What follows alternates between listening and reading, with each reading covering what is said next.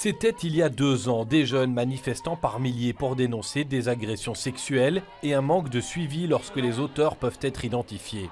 Nous sommes fortes, nous sommes fières, et féministes et radicales et en colère. Sur les réseaux sociaux, la parole se libère. Un compte Instagram, Balance ton bar, dévoile des témoignages. Beaucoup sont glaçants. Perte de mémoire, drogue consommée sans le savoir et viol.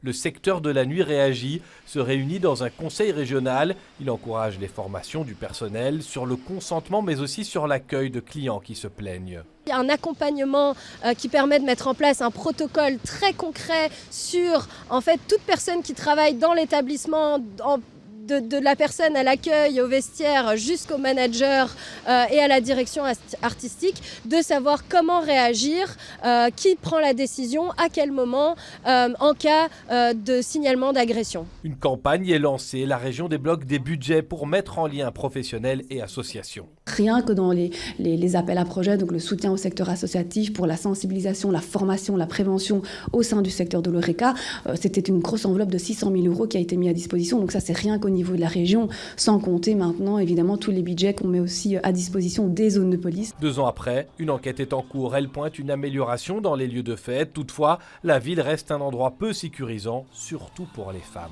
73% des femmes ont été victimes de harcèlement sexiste ou sexuel.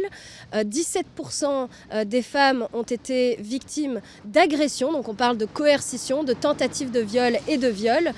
Et 13% ont été victimes d'administration de substances non désirées comme le GHB. Ces chiffres sont alarmant. Une autre conclusion de l'enquête, c'est que là où le sentiment d'insécurité est le plus fort, ne sont pas nécessairement les clubs, les salles de concert, les bars, mais l'espace public, les rues, les transports en commun. Selon plusieurs associations qui défendent les victimes, les condamnations restent trop rares, ce qui indique selon elles un besoin de changement dans le traitement des plaintes et la traque des agresseurs. Ce sera répété dimanche lors d'une manifestation à l'occasion de la Journée mondiale contre les violences faites aux femmes.